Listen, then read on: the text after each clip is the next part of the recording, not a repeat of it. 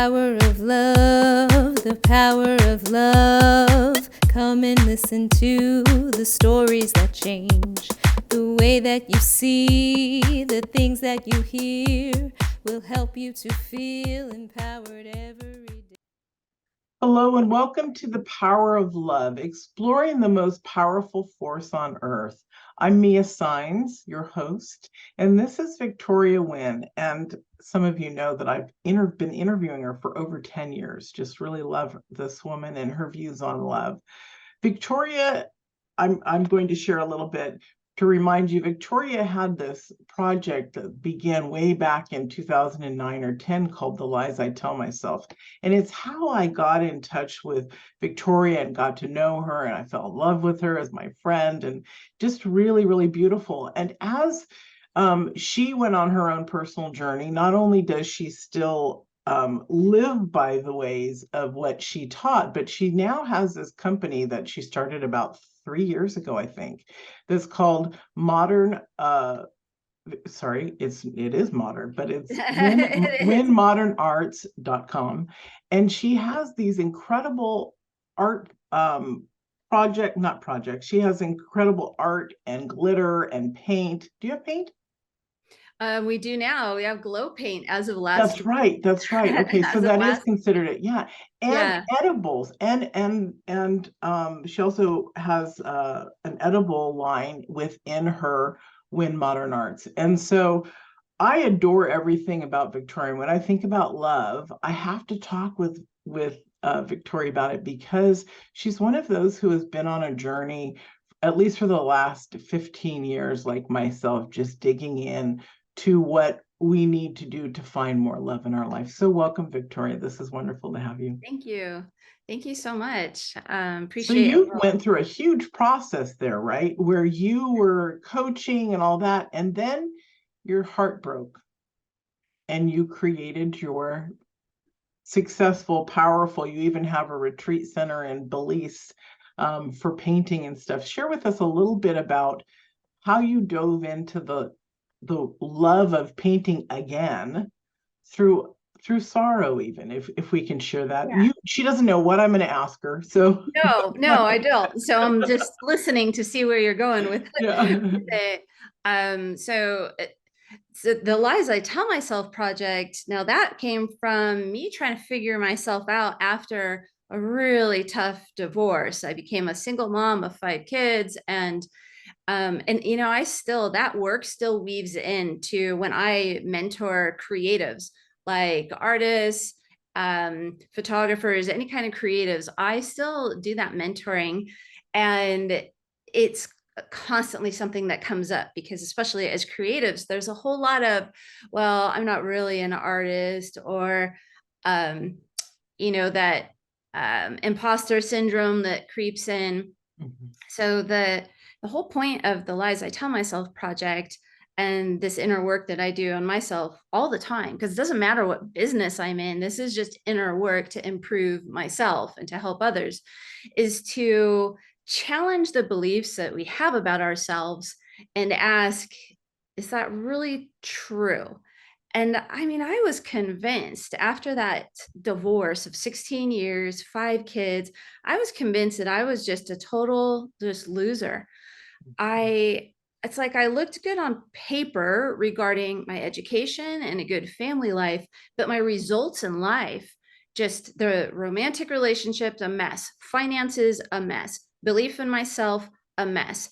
It was just so messy. And so I just humbly asked, you know, instead of like when we have a whiny, like, why me? You know, I truly asked, like, why is this going on? And then I literally saw the words like right in front of my face, like the lies I tell myself. And I didn't even understand what that could even mean, because these beliefs about myself felt so true. It was so real. It didn't even click that it could be a lie, that I'm not undateable because I have kids, or because I don't have money, that my value isn't less. Like, I really believe these things about myself. And I developed a whole system, once I worked through it within myself, I had developed a system that helps people to figure out what those inner lies are, and then how to flip them over and to find their beautiful truth. So, like for me, if I had the lie I tell myself is because I'm a single mom of 5 kids, no good man is ever going to want me, on this literally on a piece of paper, and I put a column on there, lies and then truths. And I figured out that for my truth, actually, my kids and I, that was one thing I had right. Like we were close and tight knit and loved each other and had fun and bonded. And that anybody that I allowed into my circle with my kids, it was actually their blessing. Mm-hmm. I had a huge list of all these negative things I said about myself and I truly felt about myself. And some of them took a long time to write down what that truth was. I really had to dig into it because I believed it was so true. It was so ingrained. And from whatever society had told me, about my size, my body image, my all these things that were fed, and then our own beliefs that we kind of conjure up about ourselves. So some of them took longer to figure out what that powerful and beautiful truth was about me. So though I don't run that specific business now, and I have immersed myself into art and what that means for us from a therapeutic standpoint and inner peace, the Lies Project, the Lies I Tell Myself project will always interweave into my life. And also as I'm coaching, which like I said, I'm doing now, Mm-hmm. always will interweave, because we, in order to grow, to love ourselves more, really need to challenge those negative little whisperings. Sometimes it might be from mom or dad or a sibling that said something when I was a kid. He had no clue he was a kid too, but these things, with the way we can allow it to spiral in our mind. So it's up to us as full grown adults to dig into it. And I mean, just to be a responsible citizen, I should be digging in and doing my own inner work, right? But Right. also just so I can have love for myself and realize, no, those negative things aren't true about myself. So before we get into the art world, which is so fascinating, I've become I have your art and I've also bought your products, so I'm a big fan of that. Um, can you tell us 3 things regarding like the Lies Project that someone should ask themselves? Write it down, contemplate it, and then put your answer there. What are 3 things that they could ask themselves? Well, I am a huge proponent of the study of why do I do what I do? Why do I say what I say? And why do I date who I date? Mm-hmm. I mean, I love to delve into the why of my life experiences. So I ask pretty big questions. Yeah. Um, those can take a long time to unravel, but right off the bat, if we want to start with some basic things, something that I've worked on is looking in the mirror and then boom, what's my first initial thought? And then I tackle that. Because Beautiful. typically it's not, wow, I look amazing. Right, It's right, not right. that. Yeah. So then right then and there, I'm going to ask myself, okay, why am I saying this to myself? Like I'm talking to me. I have this little inner voice that absolutely loves me. Therefore, it challenges me. It Yep. says, why'd you just say that about your nose, your hair, or gray hair, or hair that's thinner than it was when I was 20, or all Mm-hmm. these things? Um, I tackle those immediately. The next one would be, notice when you get frustrated at someone, ask yourself why. Because Mm-hmm. I've noticed that when I'm at peace in life, and especially when I'm at peace with me, it takes so much to anger me. So if I'm getting triggered easily, I'm angering quickly, I take a look at myself rather than pointing at Mia, da da da, chances are there's a lie that I'm telling myself. There's some kind of negativity that I have allowed, and now I'm projecting it onto someone else. But Right. it's so easy, right? Blame is so easy. Oh, they cut me off, and therefore I'm justified in, whoops, sorry, honking at them and in my poor behavior. So it's really, I start with the little things like driving, looking Yeah. at in the mirror, How I react to people on social media. Am I triggered? If so, what's that about? Because Mhm. it's about me, right? And not them. So Right. then I'm like, It's all right, always an inside story, an inside yeah, job, isn't it? Yeah. yeah. Well, I love that. So the story that I'd like you to share with us, because it's so powerful, and if you get teary-eyed, it's okay. I'll get teary-eyed with you. Is upon now I am getting teary-eyed. I love this woman, everybody. Um, Upon the death of your beautiful dog, Tomato, you yeah. went inward, but your creation was what you do now and how you help people this way. Yeah, so I think we all have that favorite animal in our life. Typically, there's some animal, maybe when we were a kid, or in my case, especially as an adult. And she ended up becoming a service dog for me. I didn't always need her as a service dog, but that is what the role that she played because she was so human-like. Mhm. And we had such a bond. So whether it was a divorce, like that one in particular to my kid's dad, it was her and I. We went camping. We went to In-N-Out Burger. We and it's so funny because it's a dog, but there's just certain special Yeah. animals, right? And of course, family members, but in this case, animals in our life that we almost feel like they get us, and there's such a special bond. So when she passed, I remember all of my friends and everybody was kind of worried about me. She was fighting cancer, and they all thought, oh, what's going to happen to Victoria when Tomato isn't there?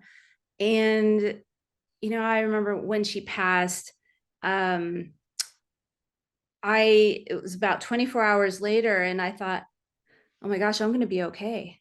Like, I'm okay. Everybody, I'm okay. But then, like, day two, I Mhm. was not okay. It just, boom, it's like it all hit me. I didn't leave my bedroom. I didn't respond to close friends, to texts or calls. The only good thing that I did for myself really is because I have low blood sugar, I made sure that I ate because otherwise I'd be passed out. Nobody would find me. I Yeah. I had enough forethought to think, okay, I get it. You don't want to shower, you don't want to get out of bed, but you've got to eat. That was my only rule for myself each day. Just eat. So this went on for weeks and weeks. And in that time, I was so low inside, I didn't care about anything. My kids were grown, the kids were out of the house. So I didn't have like that motherly responsibility that anchors me to Mhm. being home and being emotionally available. I didn't have anything. So I was also losing my house, my car. I had ended a relationship, and then I had lost her. And it was all so much. And financially, everything, just all this loss. And what I would call is kind of spiraled downward to this. I just don't even care anymore. I don't care.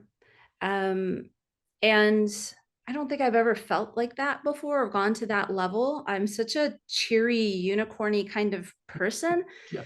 So, but I was so in it, I really didn't even notice it, when you're that wrapped up in it.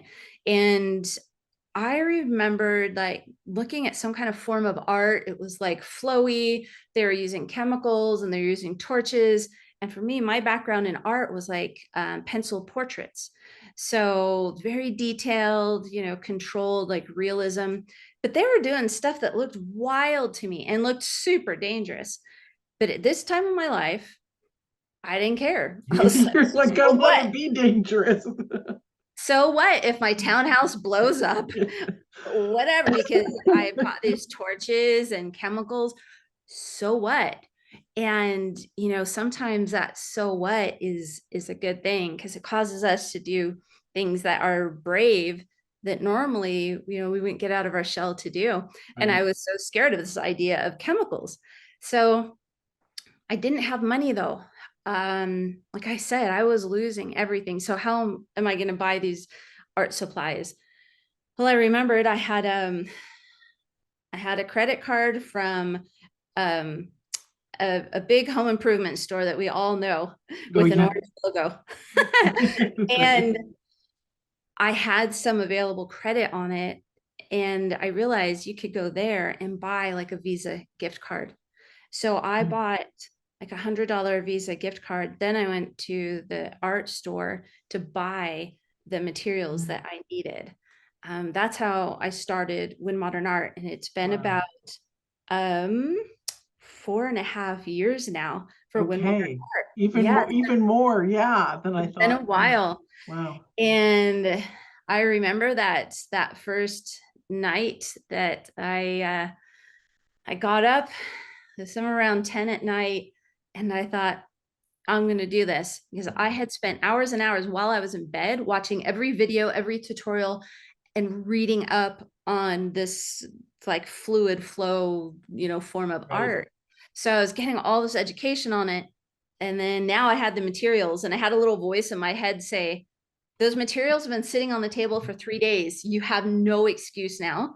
And you know how to do it based on just the tutorials. Now you get to just, shut up and just do it. So I thought, okay, well, yet again, I don't care. And that's another beautiful thing about not caring about failure, right? Is that we do things that we wouldn't normally do. I didn't care about failure. I didn't care what anybody else thought. And I didn't care about blowing up my living room. I'm not going to, support that. But I'm just telling you, like, the honest truth of when you spiral down that far, there's things that normally, of course, you would care about, but I didn't. And that's just the place that I was in was such a rough place. So it was so cathartic. I remember I was just sweating, and I was trying to figure this out, and I'm dumping and I'm pouring these paints and mixing them. And I have actual video of my paint on flames. So it turns out that the flame is not supposed to touch your acrylic paint, but whatever, we live and learn, and everybody is safe. And so thankfully I was actually recording it at the time. I was like, let's try this. And it just, and I'm like, let's not try that. So that night was so cathartic. It's almost like kind of painting and crying and being sweaty all at once. And it went on for hours. Within the first week, because I started doing it every day. I was like, well, I wanted to, I almost like started to forget about some of the sadness, and I got into curiosity. Like, oh, if I do this, what happens if I drip this way, if I pour this, da, da, da. Within a week, I started like looking out the window. There's sun out there. Okay. And then continued on. But it was that little bits, almost like my life I was seeing in kind of black and white. And I really started to look, oh, it's sunny. Look, there's some greenery out there. Okay. And then paint again. So it was like little bits of joy and noticing the world again. And by week 2, I'm like, there might be some good things in life, maybe. And then I'd paint again, right? By week 3, I was like, how do I get more money for more canvases? I knew this was so good for me, and it was so meditative. And I was learning and trying new things. By week 4, somewhere in that time, I thought, I have got to share this with people. I have got to share this. This is this is life-changing. So I get on Instagram, and I remember my very first video, because I really didn't know how to do anything. But I remember saying to myself, I'm going to be like the world-renowned go-to girl for fluid art. And I didn't know jack for what I was doing. I just felt this feeling that I wanted to be the go-to person. Sometimes I regretted that, because I get so many emails and so many questions of people asking me, how do I do this? How do I do that? How da, da, da, da. But I asked for it, right? And then, so I started sharing. Shortly thereafter, within a month or 2, I sold my first piece, and then I sold another piece, and I was just throwing it out there on Facebook. I remember. Showing people like little things I was learning and how to do it was so basic too. But I wanted to share it with people. It wasn't meant to be a business. This was something that pulled me out of like a situational depression. Yeah. And to have it turn into what it's turned into is mind-blowing to me. Yet at the same time, it makes sense, because when we do something that we love and we talk about something that we love, well, of course it attracts other people, because they're like, well, I want a piece of that, Yeah. and I'm like, oh, you got to try this, or take this class, or I'll teach you, Yeah. live class. And then I started innovating products, because I felt like what was out there wasn't enough for what I wanted to do. And that's how whenmodernart.com started. Is people were asking me on Instagram and Facebook, what's that sparkly stuff? And they're asking me like about that. Mm-hmm. And then, I know as a businesswoman that's when you've got something, is when people are asking for it. Yes. I'm Yeah. not like, here's a product, you have got to buy this because it's so amazing. It's when people come to you and ask, hey, how do I get my hands on that? And will you teach me how to use it? Mm-hmm. So I started both things, online courses, and then a line of these metallic powders. So it's not quite glitter and it's not quite a mica powder, but this like sparkly powder. And that started, so much, so much growth, so much learning. I almost quit my own business uh, at least eight different times. Sounds like any business owner, though, right? Yeah, I once you start selling like a physical product, oh my gosh, there's just a whole new set of headaches with packaging and customers that are angry. Um and then COVID hit, and then I had like COVID angry people, like where they even came That's to when I me. started painting, was Yeah. because of cancer and stuff. I started painting as part of my healing. Mhm. Watching you, and I reviewed everything, really clearly as much as I could on your Instagram and others' Instagrams, and it was really powerful. Yeah. So, with love being the greatest force on earth, what Yeah. would you like to share regarding that and life? That we have to choose it. Mm. It doesn't always come naturally. I have I've got all kinds of negativity coming at me in life right now from different ways and areas. And I am having to consciously choose to stay, I'll call it in love. And I don't mean with a person, I mean Right. stay in the form and the energy of love. Because I can go this way and react accordingly in a loving way. And that sometimes means silence, by the way. It doesn't always mean talking. It can mean backing up. So you don't say something, you don't text, and have to try and figure out how to retract that. Sometimes it's that is a loving thing.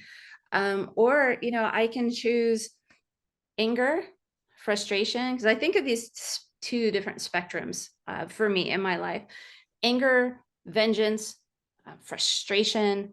And it's not that these are always negative, but I will say then when I have those reactions because of what, let's say, Mia, you said something to me and I jump to this over here, then whether you could have said something differently to me, I'm still at the end of the day the one that's got to deal with whether I'm choosing anger or forgiveness. Or maybe I just have a conversation with you. I'm learning to communicate really well and say, hey, I jumped to this conclusion over here because most of the time people don't mean to actually be as mean as we think they are. And so I'm learning to say, I made an assumption and I jumped right over here, but will you explain, is that what you intended? So far, I haven't found one person that said, I intended to actually hurt you terribly. That's But right. that's really not as common as I think we think it is. And Mhm. so I'm learning to communicate better. And that's a loving thing for me to do. It's just to communicate. But again, if there's something I would say, it would be do things for yourself that put you in a space of love. So sometimes when I'm angry, I will paint and I'll be throwing stuff and da da da, it's like aggressive painting, but it's an act of self-love for me. And I Mhm. won't stop until I've gotten to the other end. So some paintings, well, first of all, they're all over the walls. Like they're just, I'm chucking paint, right? It's a mess. And but I won't stop until I've moved through it, because it's not that anger is like this bad thing. It's just, in my opinion, that it's when we project it onto others, and or we let it simmer and turn ourselves and our energy into a dark place. I Mhm. don't manifest a cabana in Belize because I'm pissed off all the time. Like I can tell you that right now. That didn't come because I was angry at every life thing that was going on. It happens, well, one, hard work, right? But also because I'm putting out loving energy to others. So before I open my big mouth, I ask myself, is there a lie I'm telling myself about, what they said? Yeah, this is such a juicy topic. I love It that you're is. passionate. Communication is literally key, right? I Yeah, mean, so is awareness, but people don't know how to communicate in a loving manner. And so that's one of the first things that I talk about with people is how are you communicating? It's because what we say, we also absorb. So yeah, it's really very powerful. I'm really glad you brought this up. There's a lot of nuggets here that I'm going to listen again and pull them out for the email. It's really beautiful. thank Thank you. you. So, how can people reach you? You want to give us that info? Yeah, so if you're looking for culinary, basically I'm like the queen of all things that sparkle. So I love that. if it's for art Queen supplies, Sparkle. yes, pretty much Queen Sparkle. Queen Because Love, Queen Sparkle. right, like I know. I really am so unicorny. When I'm I not love in it. a good mood, people are like, "Are you okay?" And I'm like, "No." So I got to sparkle up something or eat some ice cream, one or the other. So winmodernart.com, it now has the culinary supplies are also sparkling. So for Yeah, pastries and I've also for seen that. stirring in your drinks, it makes it look like a galaxy in your drink. That's incredible. That one. Those videos are That has incredible. really taken off. So they're called swirling glitters, 100% edible, FDA approved, made in the USA, vegan. And so you just put a little sprinkle in your, well, there's a cocktail or it can be Sprite. You can make your kids sparkling popsicles. So you can put it in your cocktail or mocktail and it just swirls like a galaxy. It looks like a universe in there. So we have all these different colors, and that has been so fun. I've got that in several resorts, and in Belize at a resort, and then the art supplies. Art is my passion. I don't think that Win Modern Art will ever go anywhere. Mhm. I always want to supply, again, it's like made in America, She means quality leave. art She means supplies. close down. It's Yes, gone places already. yes. I it's such a passion project for me Yeah. that yeah, may it always exist. My parents, Beautiful. they didn't give me cheap. I don't want to diss this certain company. I'm just going to call it they're waxy, colorful sticks that we were given in elementary school by a certain Oh, company, right? And we draw with them. Well, my parents, instead of getting me those, got me like fine art. And this is as a little girl, fine art, colored pencils, pastels. And so what I learned, because when I would pick up this said, drawing thing, yeah. um, I couldn't get the results that I wanted. And I was naturally an artist as a little girl, and I couldn't get it to do anything. Um, and it was frustrating. My parents bought me proper art supplies as a little That's kid. amazing. I use my That's crayons. I'll say the word. I use my crayons on my lips and on my fingernails. That's what it was good for. yeah, Pretend makeup. yeah, pretend makeup, exactly.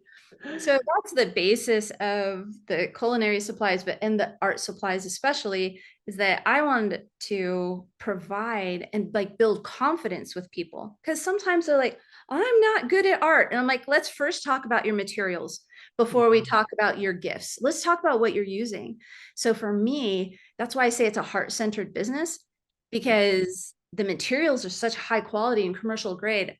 I want people to have that confidence boost it's up to them whether they sell it or not. I just want people to feel good about themselves. I have felt so bad about myself for so many years. So my whole goal is that people have love for themselves. That's why I love this topic, because I want them to have love for themselves and confidence.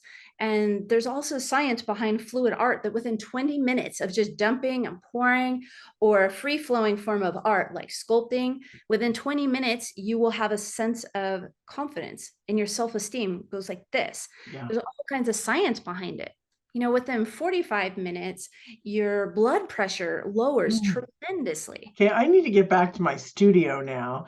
Yes. It's amazing because when I still did art for another several months, and then I something else happened to me, and I was just like, okay, I'm giving up my art.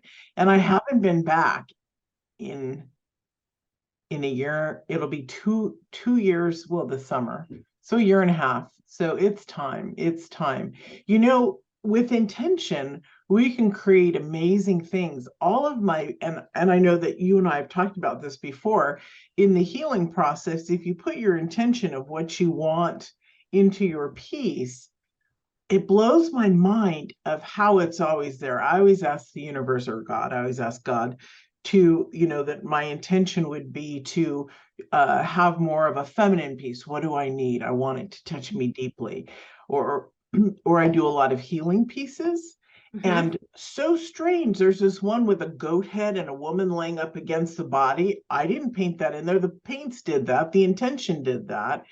The mixing did. It's incredible what we get. So I absolutely encourage you guys, especially if you're artistic or want to experience that, to not only check out Victoria's site and her YouTube videos or her videos, but to actually do it. There's so many people who just push things aside because they think that it's either too expensive or too this or too that, and they don't offer it to themselves. So hop on board with that healing method of art. It's really beautiful. Yeah, even just 20 minutes. And for me, it's also all about non-toxic. I've got my dogs, they're like my kids. I want to be able to paint around my grandkids, my animals. So everything on Wynn Modern Art is non-toxic. So that's important to me. That's just kind of a loving thing that I can do for myself, is that I can travel with my own products, just put it in a little bag and in a hotel room. Whereas when you start busting out the toxic chemicals, you can't do that. Right. Right. So for me, it's through the walls to other people. Yeah, you don't want to do that. So this has been really wonderful. We have to close out, and I don't want to. I want to keep going with you. It's so good to see you again, honey. And anything else that you want to say before we say goodbye? Oh gosh, just what I said before, that to remember that choosing love it's really a choice at the end of the day, and that you can, it's okay to be angry, sad, down, but the way we treat others, it's absolutely a choice. And the words and things that we say to ourselves, it's a choice. And just start writing it down. Left side of the column, lies, whether you believe it or not. So just negative thoughts. And then right side of the column, start finding your positive and powerful truth about yourself. That alone has been life changing for me and all my clients as well.